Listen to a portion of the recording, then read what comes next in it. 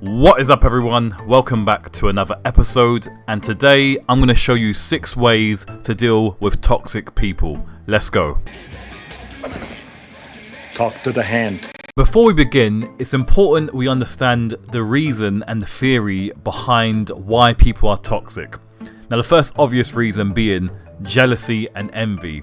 Toxic people are usually jealous of other people's accomplishments, their looks, their confidence, the way they carry themselves, the way other people treat them, or even more bizarrely, if a person is really happy, the toxic person can't stand that and they must tear them down, which is crazy, but yeah, it is what it is.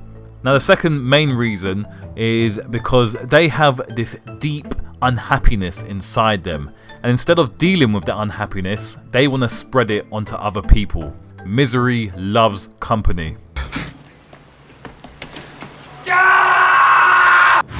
Step 1. Identify the toxic people in your life and gauge how toxic they actually are.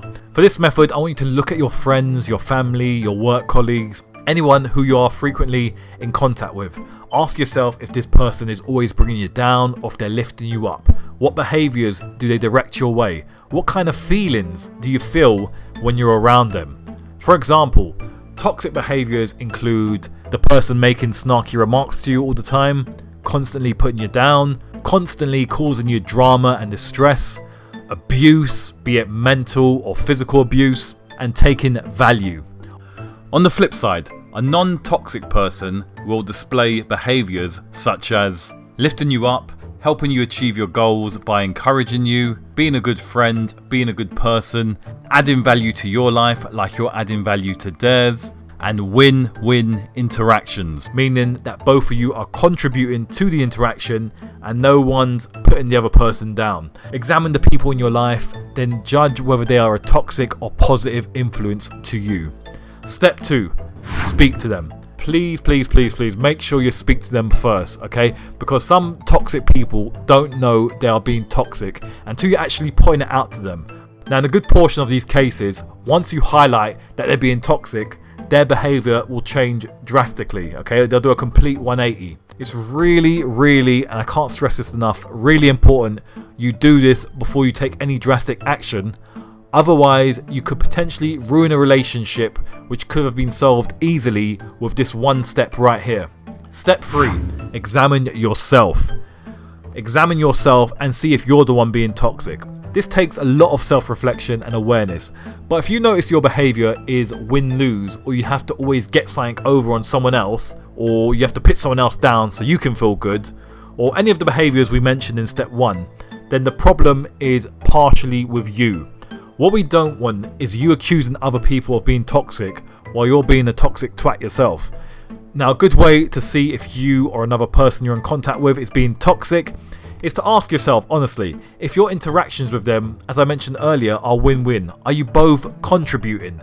Do both sides have a positive mutual experience? No one is putting the other one down. There's no passive aggressiveness. You're both just having a cool, neutral conversation, or you're both lifting each other up. That's how proper relationships should function. Now, if you are doing win-lose communication, change your behaviour. For God's sake, do it, okay? Don't be a toxic twat. Now, if you are doing win-win communication and people are still being toxic, then fair play. Move on to step 4. Step 4.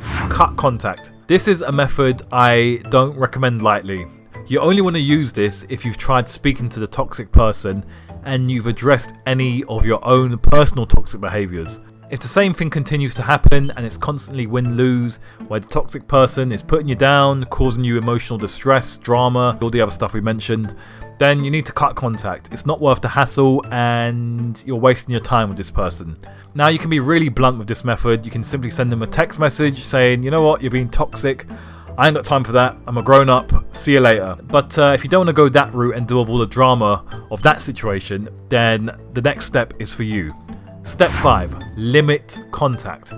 Now, in some situations, you may have toxic people in your life whom you can't simply cut contact with. This can include work colleagues, group friends, even certain family members, to be blunt.